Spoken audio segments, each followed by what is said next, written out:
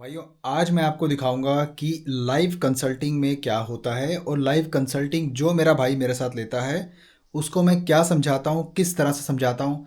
मैं जो बोलता रहता हूँ ना कि आप लाइव कंसल्टिंग, आप मेरे साथ कंसल्टिंग लेके देखिए, आपके पैसे की वैल्यू पड़ेगी दोस्तों, आपके टाइम की वैल्यू पड़ेगी, आपका टाइम ज़ाया नहीं होगा। मैं इसका वादा करता हूँ आपसे, ठीक है।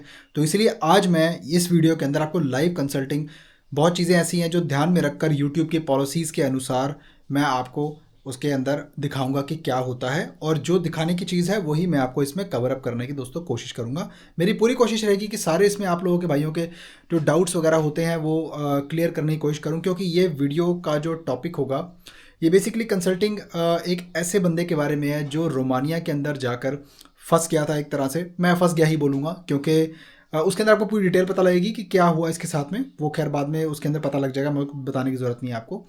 तो मेक श्योर कि आप अगर मेरे साथ में अभी भी डाउटफुल है कि कंसल्टिंग लेनी चाहिए कि नहीं, तो आप जो ये वीडियो को देखने के बाद में पूरी तरह से क्लियर हो जाएंगे दोस्तों, ठीक है। वीडियो को अपने लाइक करना है ज़रूर, सब्सक्राइब करना है चैनल को। अगर आप नए सब्सक्राइबर हैं तो जाके आप चेक कीजिए मेरा कंटेंट, और उसके बाद में डिसाइड कीजिए कि मेरे साथ में आपको कंसल्टिंग एक लेके फ़ायदा होगा या नहीं होगा। Make sure to subscribe my channel and view all the content first, ठीक है। और इसके अलावा अब आप मुझे इंस्टाग्राम पे फॉलो कर सकते हैं। आप डिस्क्रिप्शन में मेरी आईडी आपको मिल जाएगी, आपने क्लिक करना है और आपको अपने आप पता लग जाएगा और लिंक लीड करेगा आपको। इसके अलावा अगर आप मेरे को सपोर्ट करना चाहते हैं दोस्तों, तो आप मेरे चैनल की मेंबरशिप ज्वाइन कर सकते हैं। कॉल बनाने का लिंक आपको पता ही है, कमेंट्स में दिया हुआ है, आपने क्लिक करना है, अपने टाइम जोन के हिसाब से अपने कॉल बनानी है और गूगल मीटिंग ऐप डाउनलोड करना है। हाँ जी भाई। तो मैं सोचा नहीं था ये करूँगा, लेकिन वो फिर पीछे मुझे कैमरा लगाना पड़ा, क्योंकि मैं ये रियलिटी जो है बेसिकली दिखाना चाहता हूँ कि भाई जो अपने भाई लोग रोमानिया वगैरह में चले जाते हैं वो कैसे फंस जाते हैं, ठीक है।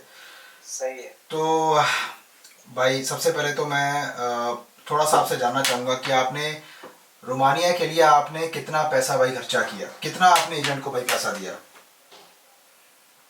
रोमानिया मैंने खर्चा किया था 4.5 लाख रुपए का। 4.5 लाख रुपया खर्चा किया, समझ गया भाई, कोई बात नहीं। लेकिन आपको क्या जॉब में भेजा गया और वहाँ जाके आपको क्या मुश्किलें आई, एक बार भाई प्लीज सबके लिए बता दो। बात बात वेयर हाउस की हुई थी सबसे पहले। लेकिन वेयर हाउस की जॉब से जगह कंस्ट्रक्शन में जॉब, जब वर्क परमिट आई तब पता चल गया कि ये तो कंस्ट्रक्शन की जॉब है। तब मैंने उसको बताया कि भाई हमारी बात वेयर हाउस में हुई थी और आप कंस्ट्रक्शन का वर्क परमिट निकाल के दे रहे हो। तो बोला कि कोई नहीं, टीआरसी लेने के बाद फिर चेंज कर देना जॉब। चलो ये बात सही है, लेकिन उस कंपनी में ऐसा था, जो कंस्ट्रक्शन कंपनी थी वो ऐसी कंपनी थी कि सबसे पहले तो फर्स्ट मंथ की सैलरी नहीं दे रही थी, दूसरे महीने की सैलरी वो भी आधी जी और तीसरे महीने से फुल सैलरी स्टार्ट होगी।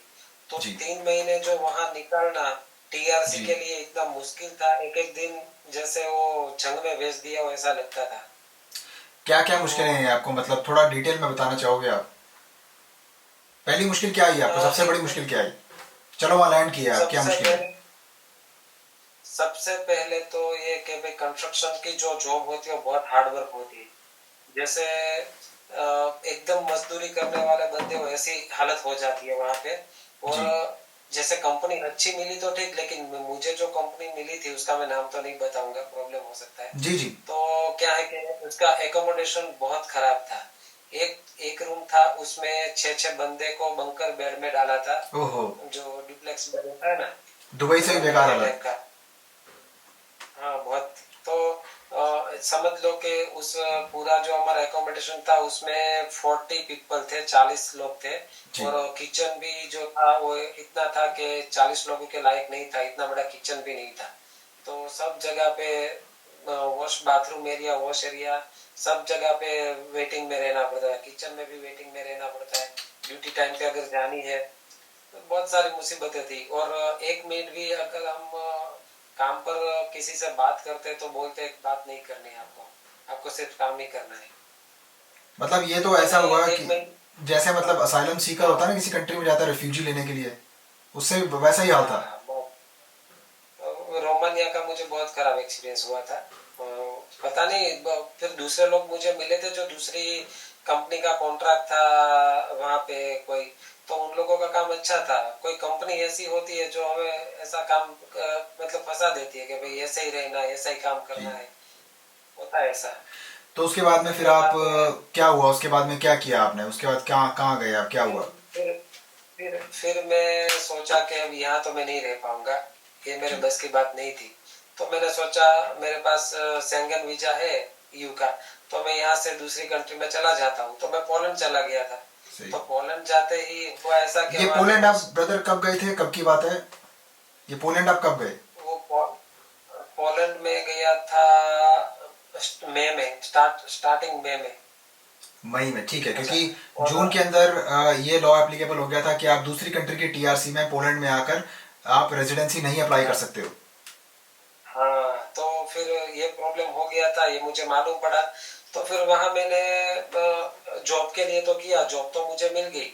लेकिन मुझे थोड़ा ऐसा लगा कि भाई अभी यहाँ के रूल्स इतने चेंज हो गए, तो फिर यहाँ भी हम काम करेंगे तो फंस ही जाएंगे। सैलरी मिली ना मिली, क्या भरोसा, हमारे पास कोई प्रूफ तो रहेगा नहीं। तो वैसे भी हम कुछ लीगल भी नहीं कर सकेंगे अगर हमारे साथ कुछ हुआ तो फिर उस टाइम मैंने ऐसा सोचा कि 2-3 महीने बिगड़े ही है तो वापस इंडिया चला जाता हूँ, और कोई रास्ता है नहीं, और मैं इंडिया चला आया। ठीक है, ठीक है।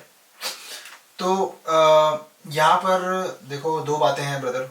सबसे पहले तो जैसा कि मैं अवेयरनेस देता रहता हूँ कि रोमानिया, क्रोशिया, माल्टा, ग्रीस, ये कंट्रीज में कभी मत जाओ, क्योंकि इनकी जो टीआरसी होती है एम्प्लॉयर बेस्ड टीआरसी होती है। अगर एम्प्लॉयर चाहे कभी भी आपको चुटकी में निकाल देगा और आपको इंडिया जाना पड़ेगा। और यहीं पर एजेंटों का बहुत बड़ा गिरोह चलता है। माल्टा में, मैं माल्टा भी गया हूँ, मुझे याद है माल्टा के अंदर भी भाई अम, आपके लिए भी और जनरल पब्लिक के लिए भी माल्टा के अंदर भाई कम से कम ऐसे 4 से 5 ग्रुप बने हुए हैं, ठीक है, जिनका पूरा माफिया है। पंजाब में इस टाइम पे 12-12 लाख रुपए ले रहे हैं भाई, ना कोई माल्टा स्किल पास ना कुछ, ठीक है, उससे कोई मतलब ही नहीं है, सीधा अपना जो है भाई पता नहीं कैसे वीजा भी लग जाता है और वहां पे जाके बंदा एक तरह से सोचता है मेरे पास कुछ भी नहीं है, मेरा सब खत्म हो गया। एजेंट ने अपना काम कर दिया, ठीक है, कोई वीजा वूजा लगवाने का काम करते होंगे ऐसे स्कैम काम, ठीक है, वहां जाकर भाई बंदा फंस गया और उसको वापस इंडिया आना पड़ता है क्योंकि कहीं और जा नहीं सकता। और एम्प्लॉयर वहीं से निकाल देता है, नोटिफिकेशन दे देता है कि भाई ये बंदे की टीआरसी को वो करो, रिवोक करो, मेरी कोई जिम्मेदारी नहीं है। और जब उसने ये लिख दिया तो आपका इमिग्रेशन स्टेटस खत्म। अब आपके लिए ब्रदर देखो, यहाँ पर आपके लिए 3-4 ऑप्शन है जो मैं आपको बताना चाहूँगा, ठीक है। 3-4 ऑप्शन ये हैं आपके लिए कि सबसे पहला ऑप्शन, आप बिल्कुल आप इंटरेस्टेड हो पोलैंड के लिए, आपने मुझे बोला पोलैंड के लिए इंटरेस्टेड, आपने पोलैंड कंट्री देखी है, आपको मज़ा आ गया वो देखकर। बहुत बहुत अच्छा है पोलैंड, सबसे बेस्ट। मैं आपको तरीके से समझाऊंगा कि पोलैंड के अंदर ब्रदर क्या होता है और कैसे आपका पूरा वर्क वीज़ा का प्रोसेस होगा, आप कैसे जाएंगे और मैं आपके लिए क्या कर सकता हूँ, ठीक है।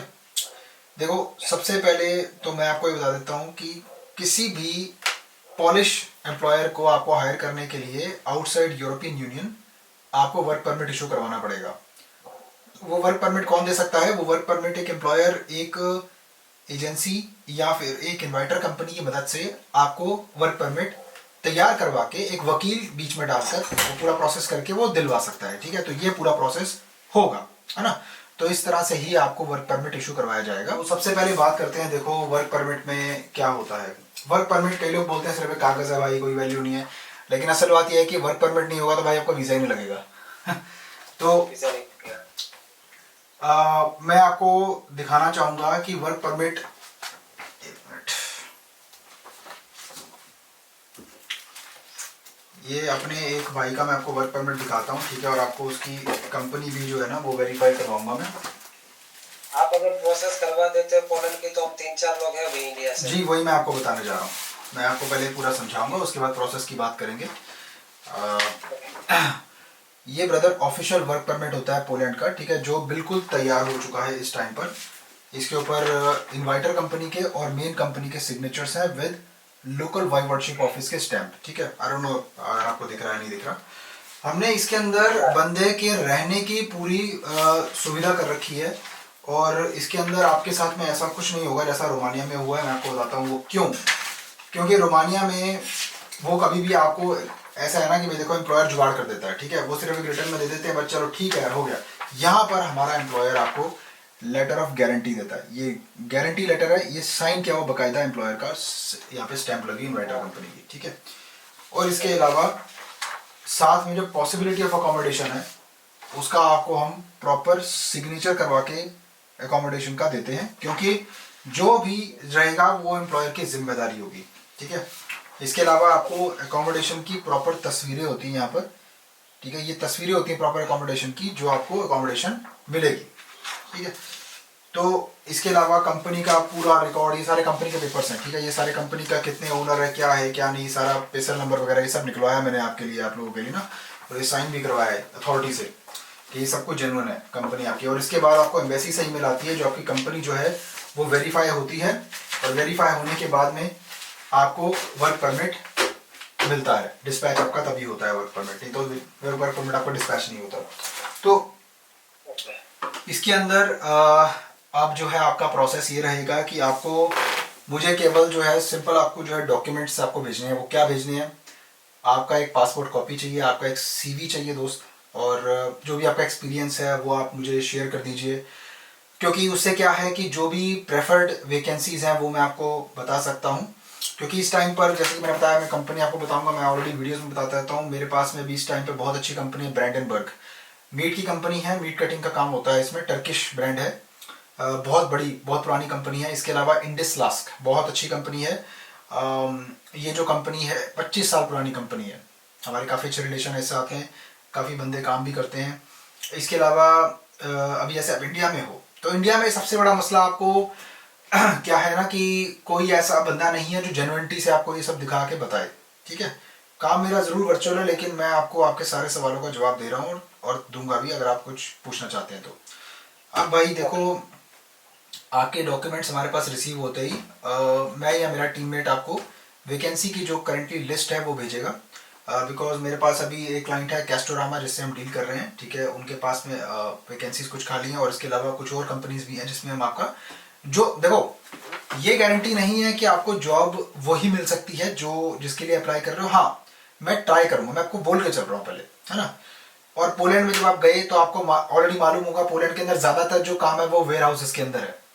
पोलैंड के अंदर काम की कमी होती नहीं है, आपने देखा होगा, आपको आम लोग मिल गए होंगे जो डिलीवरी का भी काम कर रहे होंगे, है ना, बोल्ट में या ग्लोवो में डिलीवरी भी करते हैं बहुत ज़्यादा लोग। डिलीवरी के अंदर एक दिन का 250 PLN 280 PLN आराम से बना सकते हो आप, दैट्स इजी, ये प्रैक्टिकल फिगर बता रहा हूँ, ठीक है। ये आपका मैं बताता हूँ कि अगर आप मन लगा के काम करो, मैं कहता हूँ भाई आपका इंडिया का पोलैंड के अंदर तकरीबन, यूरो में बात करें तो 800 से 1000 यूरो के आसपास तो वैसे बेस पे होती है। वो हर कंट्री में, यूरोपियन यूनियन में इतना ही है, मतलब ऑलमोस्ट जो जहाँ पे माइग्रेंट वर्कर्स जाते हैं। इसके अलावा अगर आप भाई एक्स्ट्रा कमाते हो तो उससे आपको एक्स्ट्रा अर्निंग आपकी कैपेबिलिटी के हिसाब से हो जाती है। जैसे भाई आप अगर ज़्यादा ही काम कर लेते हो, सैटरडे संडे भी भाई काम कर लेते हो, ऊबर वगैरह वो कर लेते हो, बोल्ट चला लेते हो, भाई आप कमा सकते हो आराम से। मैं रियल टाइम फिगर आपको बताऊंगा, झूठ नहीं बोलूंगा भाई, कम से कम इंडिया का आप आराम से 1.25 लाख, बहुत ही हो गया भाई 2.5 लाख आराम से आप कमा सकते हो, नो प्रॉब्लम, ठीक है, रियल टाइम फिगर। सही, कंपनी में ओवर टाइम लग गया तो और भी हो सकता है, वो आपका सोने पे सुहागा है। कंपनी आपको बोनसेस देती है, साल में 2 टाइम बोनस कुछ कुछ कंपनी देती है, मुझे पता नहीं आपकी कंपनी देगी नहीं देगी, कुछ कुछ कंपनी देती है भाई, आता है, काफ़ी अच्छी होती है। जैसे कि आपका 14 सैलरी होगी या 13 सैलरी होगी, एक सैलरी पूरी आती है, यहाँ वो डिस्ट्रीब्यूट हो जाती है इक्वल आपके 12 महीने में, इक्वल उसमें पेमेंट्स के अंदर। इसके अलावा आपका जो है मील बोनस होता है भाई, मील बोनस आपको आप चाहें तो वो आपका ग्रोसरी में यूज़ हो जाएगा, किराने की वो जो भी सामान लेना है आपको, या आपका उसमें कैश नहीं निकलता, ठीक है। ऐसा मैं आपको बता रहा हूँ जो पिछले कैंडिडेट्स के साथ में हुआ है, ठीक है। तो उन्होंने ही मुझे बताया है कि ऐसा ऐसा कंपनी में हुआ, तो मुझे उनसे एक्सपीरियंस मिलता है। तो अब इसके अलावा, हाँ, अब इसके अलावा ये है कि इसके अंदर जो पूरा प्रोसेस टाइम है वो आपका लगेगा भाई 6 से 7 महीने का मेरी तरफ से डॉक्यूमेंटेशन के लिए आपको, जिसमें आपकी मैं ई कॉन्सुलेट की रजिस्ट्रेशन भी करवा के बाकायदा दूंगा, ठीक है। तो हाँ, सबसे पहले तो ये चीज़ ज़रूरी है कि डॉक्यूमेंट आपके आएंगे, उसके बाद में फिर हम आगे प्रोसेस जो है स्टार्ट करने के लिए आपसे पूछेंगे। तो उम्मीद करता हूँ दोस्तों इस कंसल्टिंग से आपको सीखने के लिए बहुत कुछ मिला होगा कि क्या क्या एजेंट करते हैं, किस तरह से एक आसान कंट्री में भेजने के चक्कर में आपको फंसा के रख देते हैं, जिसमें आप अपना पैसा और समय गवा बैठते हैं दोस्तों। इसी तरह से कोई और लाइव कंसल्टिंग करेंगे, सेशन आपको दिखाने की कोशिश करेंगे, कोई आपको अच्छी चीज़ें ऐसी दिखाएंगे जो प्राइवेसी पॉलिसी के अंदर जो है यूट्यूब की आए और उससे किसी को भी कोई तकलीफ ना हो दोस्तों। मिलता हूँ आपको फिर किसी और शानदार कंटेंट में, तब तक के लिए अपना बहुत सारा ख्याल रखिए, अपने भाई को दुआओं में याद कीजिए। Bye bye.